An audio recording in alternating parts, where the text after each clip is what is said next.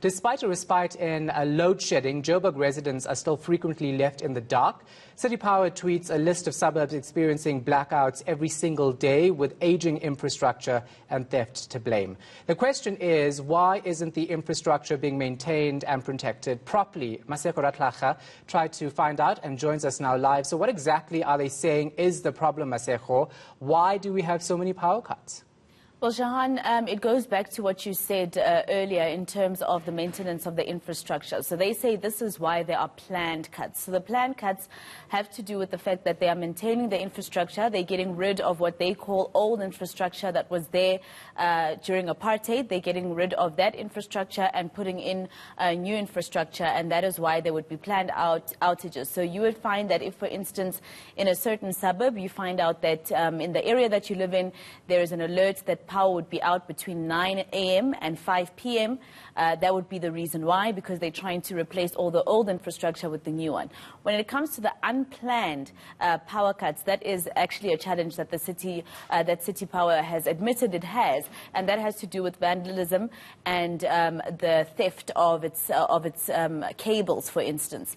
And on that part, really, they're losing that battle. They themselves even agree that they're losing that battle. You'll remember, Shahan, years ago, we used to call it eNCA, seeing a lot of adverts on TV where they would be telling people to please report what they called eNCA. Till today, Shahan, that part of the problem in terms of infrastructure is still something that is a challenge. Yeah, so is there any estimate of how much government's actually losing due to this?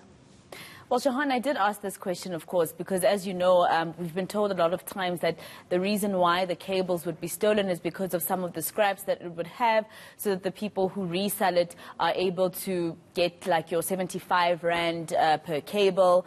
So it's very little money to risk your life like that, because most of the time when they go there, they vandalize the property that is still active. So the voltage might kill you, but people still go out there due to desperation. But here is Isaac Mangena of City Power explaining exactly how much it is that City Power loses every year due to theft and vandalism.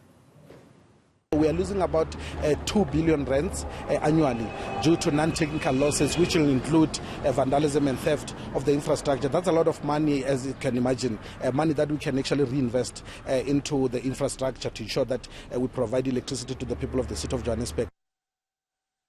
So do they know who actually is stealing their equipment?